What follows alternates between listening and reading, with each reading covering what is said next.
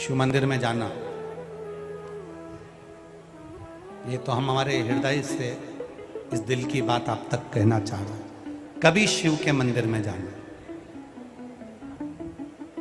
एकांत हो, कोई ना हो, कोई क्षण शिव मंदिर में जरूर आता है जिस समय पर शंकर के मंदिर में कोई नहीं रहता। मंदिर के अंदर नहीं बैठ सकते तो उसके प्रांगण में बैठ जाओ।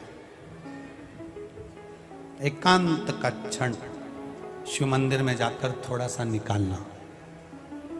उस समय पर तुम्हारे हाथ में बेलपत्री भी नहीं हो, फूल भी नहीं हो, पानी का लोटा जल भी नहीं हो, आसन भी नहीं हो, तुम बस बैठे हो और तुम उससे कह रहे हो दिल से, जो तुम्हारी मर्जी हो तुम उसको कहो, जो तुम्हारे मन में आ जाए तुम उससे।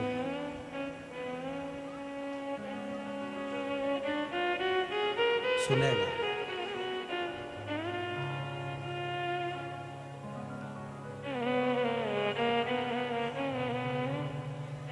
मेरी किस्मत का जब गुल खिला, तब जा कर के ये दर मिल गई मुझको चौखट तेरी,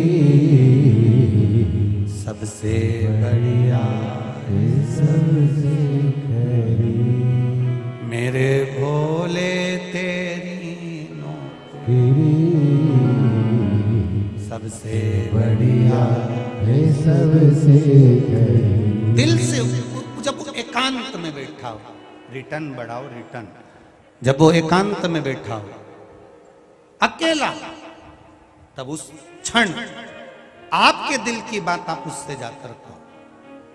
और एक बात और सुन लो, अगर मंदिर में नहीं बोल सकते तो घर में जो शिवलिंग होता है, घर के अंदर शिवलिंग रखते क्यों हैं? आप लिंग महापुराण के अंतर्गत उसको श्रवण कर सकते हैं। लिंग पुराण के अंतर्गत घर के अंदर शिवलिंग क्यों रखा जाता है? घर के अंदर शिवलिंग क्यों रखते हैं? और कितनी सुंदर बात हमारी शिव महापुराण की कथा कहती है, लिंग पुराण की कथा कहती है, स्कंद पुराण की कथा कहती है, कूर्म पुराण कहती है, पद्म पुराण कहती है और ब्रह्म विवर्त पुराण कहती है। घर में शिवलिंग है और मान लो घर में आपने रोज बाबा को जल चढ़ाया, रोज आपने पूजन करी, रोज आराधना करी, रोज शिव जी को जल समर्पित कर रहे हो, और मान लो बीच में रजो धर्म आ गया या आप कहीं चले गए और घर में कोई पूजन करने वाला नहीं है, तो शिव महापुराण की कथा यहाँ तक कहती है कि घर में जो शिवलिंग है अगर आप उसको ना छुएंगे, बाहर भी चले गए, रखा हुआ है, किसी ने जल भी नहीं चढ़ाया, किसी ने पुष्प भी नहीं चढ़ाया, किसी ने कोई चावल का दाना भी नहीं चढ़ाया, अगर आप घर में रखी हुई एक बेलपत्र भी भले वो सूख गई हो, कैसी भी हो, अगर बेलपत्र सूख भी गई हो तो वो बेलपत्र भी आप शिव जी के पास में रखकर चले जाएंगे तो आपने कितने दिन जल नहीं चढ़ाया उसका पुण्य तुम्हारे खाते में रहेगा, इस शरीर दोष नहीं लगेगा। एक बेलपत्र में वो फल होता है, एक बेलपत्र में वो बल होता है कि गंगा के जल के बराबर, सरयू के जल के बराबर, कावेरी छिपरा नर्मदा के जल के बराबर बेलपत्री मात्र शिव के करीब में रखी रहती है, तो वो जल के बराबर ही रखी रहती है कि रोज आप जल चढ़ा रहे हैं शिव जी। घर के लोगों से इतना तो कह सकते हो कि मुझे हाथ नहीं लगाना, मेरे को बाहर जाना है, तुम एक काम करो ये बेलपत्री शिव जी के पास रख दो, मैंने यहां रखी है, मैंने यहां पर रखी है, ये बेलपत्र आप शंकर जी के पास में रख दो, इतना तो कह सकते हो, इतना तो भगवान का वर्णन कर सकते हो, ये रख दो शिव के पास।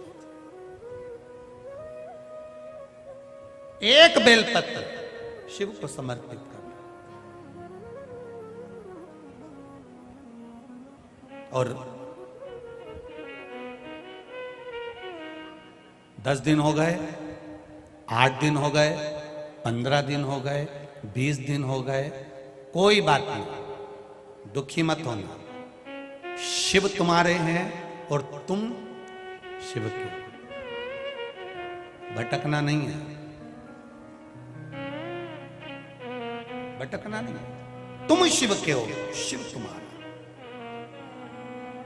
हाँ, ये जरूर है, घर से जब जाओ तो शिवलिंग तुम्हारे घर में जो पारत का, नर्मदा का, कंकर शंकर जो रखा हुआ है, जो शिवलिंग है, उसको कह कर जाना, बाबा तेरा घर है, तुझे संभालना है, हम भी तेरे हैं, तेरे भरोसे पर जा रहे हैं, तेरे भरोसे पर वापिस आएंगे। ऐसी कृपा करना, जिस कार्य के लिए जा रहे हैं वो कार्य तू साथ चल और उसको सफल कर देना। ये भरोसा। ना जाने कौन ने तुमको अकल दे दी, ना जाने कौन ने तुमको ऐसी बुद्धि दे दी कि भगवान को डलिया में लेकर जहां जाओ भगवान को डलिया में लेकर जाओ। ये कौन ने अकल दी है? ये कौन ने बुद्धि दी तुमको? कौन ने कहा तुमसे कि तुम भगवान को डलिया में बिठाकर उनके धक्के खिलाओ? ना जाने कौन नारी कैसी, ना जाने कौन पुरुष कैसा, तुम्हारे हाथ झूठे हो रहे हैं, पात्र झूठे हो रहे हैं। ये अकल दी कौन ने तुमको कि इनको साथ में ले लेकर घूमो? ना, वो घर का सेठ है, घर का मालिक है। तुम कहीं पर भी जाओ, संभालना उसकी जवाबदारी है।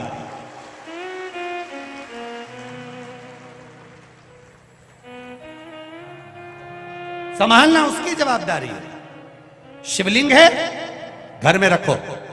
आप अगर घर से बाहर जा रहे हो, कहीं जा भी रहे हो, तो तुम्हारे घर में लड्डू गोपाल हैं, ठाकुर जी हैं, विराज रहे, उनके लिए एक डब्बी में मिश्री रख कर आओ। जैसे तुम कहीं जाती हो तो बच्चों के लिए कुछ रख कर आती हो, यहाँ आई हो तो रोटी बनाकर आई हो, पति के लिए टिफिन लगा कर आई हो, बच्चों का टिफिन लगा कर आई हो। कोई बच्चा वापिस आएगा स्कूल से तो क्या खाएगा, उसके लिए डब्बे में रख के आई हो। तो उसी तरह घर के ठाकुर जी के लिए रख कर जाओ। मिश्री डब्बी में भर कर रखो, सामग्री रखो, थोड़ा झारी जी भर दो, जल भर दो, जल रख दो उनके पास में कि मैं लेट हो जाऊं तो तुम पाले। विश्वास जगाना है, ढोंग नहीं, प्रपंच नहीं, छल नहीं। दिल से भाव जागृत करिए, हमारे भीतर से भाव जागृत होगा तो भगवान मिलेगा, तो भगवान मिलेगा। 24 घंटे जपते रहो, जपते रहो, जपते रहो, जपते रहो, तो भगवान नहीं मिलता। और मीरा, कर्मा, नामदेव, ध्रुव, प्रहलाद, नरसिंह जैसे भगत नी जपते, बस केवल उसको तक लगा कर देखते ही रहते हैं तो परमात्मा मिल जाता है। दिल से मिलता, प्रपंच से नहीं, ढोंग से नहीं, छल से। अब कोई ने कहा गुरुजी